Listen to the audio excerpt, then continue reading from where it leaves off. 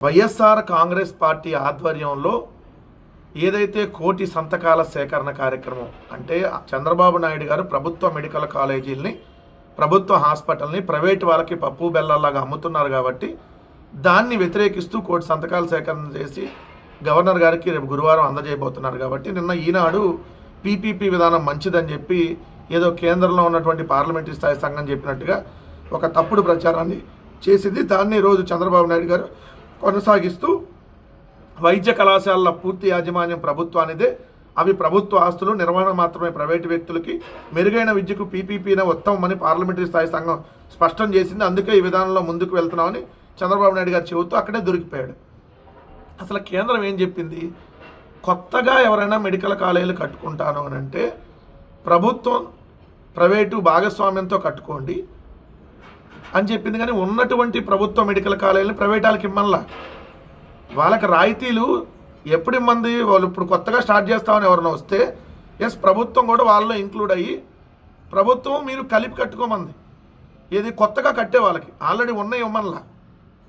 ఎంత డిఫరెన్స్ ఉందో చూడండి. ఇక్కడ ఉన్నట్టు పీపీపీకి ఇమ్మల్లా, ఉన్న ఆస్తులు ప్రైవేట్ వాళ్ళకి ఇమ్మల్లా అని చెప్పి ఇక్కడ చూడండి చంద్రబాబు నాయుడు గారు అవి ప్రభుత్వ ఆస్తులని, నిర్వహించేది మాత్రం ప్రైవేటు వ్యక్తులని తేల్చి చెప్పారు. ప్రభుత్వ ఆస్తుల్ని ప్రైవేటు వాళ్ళకి ఇస్తే, ప్రైవేట్ వాళ్ళు నిర్వహిస్తే పెత్తనం ప్రైవేట్ వాళ్ళు అయిద్దా ప్రభుత్వాన్ని అయిద్దా? అవి ప్రైవేట్ వాళ్ళ పరంలో ఉంటాయా ప్రభుత్వ పరంలో ఉంటాయా? పెత్తనం ఎవరు చేస్తే వాడిదే కదా. అక్కడ ప్రైవేట్ వాళ్ళకి పెత్తనం ఉంటే ప్రైవేటు వ్యక్తులే అని చెప్పారు, నిర్వహించేది ప్రైవేటు వ్యక్తులే. మరి నిర్వహించేది ప్రైవేటు వ్యక్తులు అన్నప్పుడు ప్రైవేట్ వాళ్ళు చెప్పినట్టే నడిచింది కదా అక్కడ.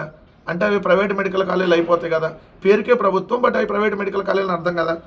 పీపీపీ విధానంలో ప్రభుత్వ వైద్య కళాశాల నిర్మాణాన్ని రాజకీయం చేస్తున్నారంట ప్రైవేట్ అని. ఎవరు రాజకీయం చేయట్లా, మీరు డబ్బులు నొక్కేయడం కోసం ఓ స్కామ్కి పాల్పడుతున్నారు. మీరు సంపద సృష్టించడానికి ఏకైక విధానం పీపీపీనే అంట. మరి మెడికల్ కాలేజీలని పీపీపీకి సంపద సృష్టిస్తా అంటున్నారు కదా. మరి అమరావతిని ఎందుకు? అమరావతి సంపద సృష్టించే నగరం అని మీరే చెప్తారు కదా. మరి పీపీపీకి ఎందుకు ఇచ్చేయట్లా? ఇచ్చేయండి పీపీపీకి. మీరు ఎందుకు అప్పులు చేస్తున్నారు? మరి సంపద సృష్టించేందుకు పీపీపీ విధానమే మంచిదైనప్పుడు, ఏకైక విధానమైనప్పుడు అమరావతి మరి సంపద సృష్టిస్తారని చెప్పారు కదా. దాన్ని మరి పీపీపీకి ఎందుకు ఎవరు? 3 రాజధానులు మహాకుట్ర అంట. అభివృద్ధి వికేంద్రీకరణ వేరు, అధికార వికేంద్రీకరణ వేరంట. అధికార వికేంద్రీకరణ ద్వారా అభివృద్ధి వికేంద్రీకరణ జరిగిద్దని చెప్పి మేము బలంగా నమ్మి ఒక నిర్ణయం తీసుకున్నాం. సరే ఇప్పుడు మీరు వచ్చారు కదా, ఈ అధికార వికేంద్రీకరణ అన్నీ ఇక్కడే పెడుతున్నారు కదా, అభివృద్ధి ఎక్కడ కనపట్టలేదు కదా. అదేందో ఇంకా 2-3 ఏళ్ళలో పూర్తిగా తెలిసిపోయింది కదా. ఇప్పుడు ఎందుకు మాట్లాడతారు చంద్రబాబు నాయుడు గారు? 18 నెలల్లో 21 లక్షల కోట్లు పెట్టుబడులు సాధించాడంట. సాధించిన ఏకైక రాష్ట్రం అంట. ఎందుకు చెప్పండి? 18 నెలలు 21 లక్షల కోట్లు అంట పెట్టుబడులేనండి.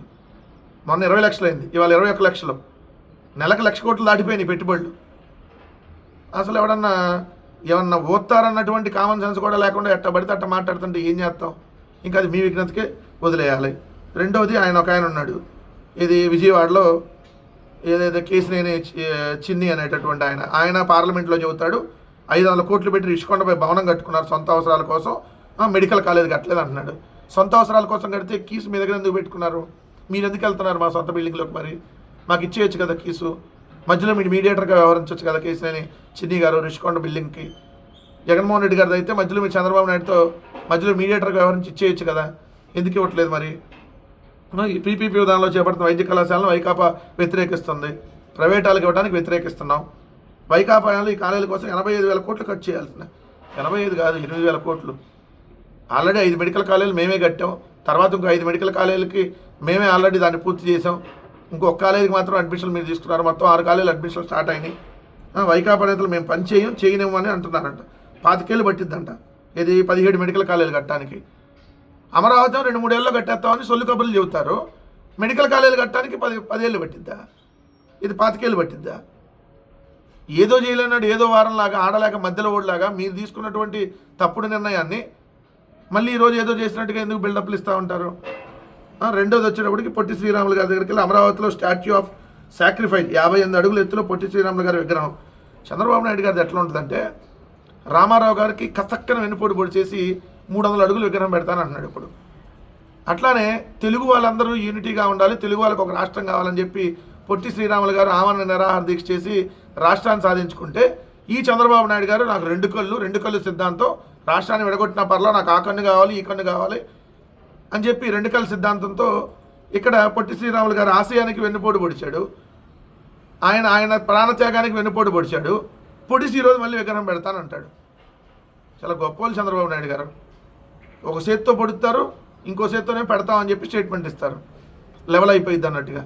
ఇట్లా ఉంటాయండి చంద్రబాబు నాయుడు గారి వింత విచిత్రాలు. ప్రతిరోజు వైఎస్ఆర్ కాంగ్రెస్ పార్టీ ఈ 18 నెలలుగా ఏం చెబుతుందో ఈరోజు ఆంధ్రజ్యోతి అదే రాసింది. కాకపోతే దానికి కూడా మళ్ళీ జగన్మోహన్ రెడ్డి గారికి లింక్ పెడతారు. అది కామన్ అనుకోండి. జగన్మోహన్ రెడ్డి గారిని తిట్టందే వీళ్ళకి నిద్ర పట్టదు. ఇలా బతుకులు ఎలా తెల్లారుతాయి అంటే జగన్మోహన్ రెడ్డి గారిని తిడితేనే తెల్లారితే, ఆయన మీద వార్త రాయబోతే తెల్లారు. అసలు విషయంలో కూడా దాంట్లో కూడా జగన్మోహన్ రెడ్డి గారికి ఏదో విధంగా లింక్ పెట్టి రాయటం వీళ్ళకి అలవాటు. ఏం బాగున్నామని ఎక్కడ తగ్గాలో తెలియకుండా గణాంకాలు. ఆంధ్రప్రదేశ్ రాష్ట్రం ఏం బాగోలేదని చెప్పి ఆంధ్రజ్యోతి రాధాకృష్ణ రాస్తున్నాడు. 18 నెలలుగా మరి సంపద సృష్టిస్తా, పొడుస్తా, పగలదిస్తా అన్నటువంటి వాళ్ళు యాడికెళ్ళారో ఇప్పుడు దీనికి సమాధానం చెప్పాలి. వీళ్ళు రాసినటువంటి వార్త తప్పుడైతే మీరు మరి ఆంధ్రజ్యోతి మీద చర్యలు తీసుకోవాలి. నిజమైతే చంద్రబాబు నాయుడు గారు సిగ్గుతో తలదించుకొని ప్రెస్ మీట్ పెట్టాలి. ఎందుకంటే వాళ్ళు రాశారు చూడండి, జేబులో చిల్లి గవ్వలేదు, క్రెడిట్ కార్డులు అప్పులతో కాలం నెట్టుకొస్తున్నాడు చంద్రబాబు నాయుడు గారు ప్రభుత్వం. చంద్రబాబు నాయుడు గారు కాదు, ఆయనకేముంది, ఆయన అత్యధిక ధనవంతుల సీఎంలో మొట్టమొదటి ప్లేస్లో ఉన్నాడు. సో ఆయన గురించి కాదు. జేబులో చిల్లి గవ్వలేదు, క్రెడిట్ కార్డులు అప్పులతో కాలం నెట్టుకొస్తున్నారు. తలసరి ఆదాయంలో దేశ సగటును మించి టాప్ లేపుతుందంట ఏపీ. నవ్వుతా రాజాడు ఆంధ్రజ్యోతి. కొన్ని అవసరాల కోసం చెబుతున్న గొప్పల లెక్కలే మరో కోణంలో కొంపముంచుతున్నాయి. మరి ఆ లెక్కల గొప్పల వల్ల ఏపీకి జరిగేది మేలా కీడా అంటే సూటిగా చెప్పలేని పరిస్థితి. జిఎస్డిపి పెంచి చూపిస్తే కొన్ని అప్పులు ఎక్కువ తెచ్చుకోవచ్చు. అంతా బాగుందని చెబితే బ్రాండ్ ఇమేజ్ పెరగవచ్చు. కానీ అదే సమయంలో కేంద్ర పన్నుల్లో వాటాలు, గ్రాంట్లకు భారీ కోత పడుతుంది. అప్పులు, ఆర్థిక పరిస్థితిలో ఏపీ, బీహార్ దాదాపు ఒకటే. కానీ ఏడాది కేంద్ర పన్నుల్లో వాటా మనకంటే బీహార్కు 10,000 కోట్లు ఎక్కువ వచ్చాయి.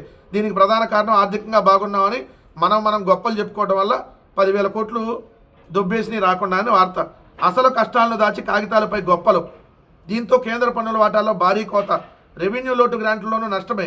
కేవలం అప్పుల కోసమే జిఎస్డిపి రెక్కలు. నేడు అప్పులతో పాటు ఇమేజ్ కోసం ఆరాటం. సో అప్పులు తెచ్చుకోవడానికి కాగితాల మీద చంద్రబాబు నాయుడు గారు గొప్ప లెక్కలు చెబుతున్నాడు. ఇప్పటికైనా మానుకోండి, మనం ఏం బాగోలేదు, చాలా దరిద్రంగా ఉంది ఆంధ్రప్రదేశ్ రాష్ట్రం, అడుక్కు తినిపోయింది, సంకనాగిపోయిందని చెప్పి ఆంధ్రజ్యోతి రాధాకృష్ణ 15వ తారీఖు పేమెంట్ లేట్ అవ్వగానే రాసినటువంటి వార్త. మళ్ళీ రేపొద్దున ఈ వార్త ఉండదు, పోయిన నెలకు వార్త. ఎందుకు, నెలలో పేమెంట్ లేట్ అయితే ఖచ్చితంగా ఈ వార్త వస్తుంది. కానీ అసలు వాస్తవం ఇదే. పేమెంట్ లేట్ అవ్వటం వల్ల నిజం ఈరోజు బయటకు వచ్చింది. పేమెంట్ కానీ చంద్రబాబు నాయుడు గారు చక్కగిచ్చుంటే ఈ వార్త వాళ్ళు రాసేవాళ్ళు కాదు. అహో ఏపీ, అహో అమరావతి, ఓహో అమరావతి, ఓ కెవ్వు కేక, కెవ్వు కేక అనే పాటలు కూడా, డ్యాన్సులు కూడా వేసేవాళ్ళు. ఇక్కడ చూస్తారు కదా ఇవాళ ఏం బాగున్నామని ఈ తప్పుడు లెక్కలు చెప్పి ఇంకా రాష్ట్రాన్ని నాశనం చేస్తున్నారని రాశారు. ఈ ఏడాది కేంద్ర పన్నుల్లో వాటా 10,000 కోట్లు తగ్గిందని రాశారు. లోటుకు సూటు బూటు వేసి డ్యాన్స్ చేస్తున్న ఆంధ్రప్రదేశ్ రాష్ట్రంలో చంద్రబాబు నాయుడు గారు కూటమి ప్రభుత్వానికి రాసినటువంటి వార్త ఇది. పేమెంట్ లేట్ అయితే నిజాలు నిప్పులా కక్కుతాయి అన్నమాట. లేదంటే రోజు అబద్ధాలు. ఈరోజు ఒక్కరోజు దాంట్లో కూడా వాళ్ళు జగన్ గారిని నిరీక్షించడానికి ఒక అబద్ధం రాశాడు. అది కామన్గా ఉంటుంది.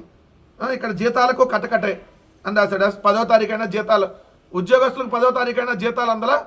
ఆంధ్రజ్యోతి రాధాకృష్ణకి ఈ నెల 15వ తారీఖైనా పేమెంట్ అందలా. చంద్రబాబు నాయుడు గారు మీరు ఎవరికి ఇస్తున్నారు మన పేమెంటు?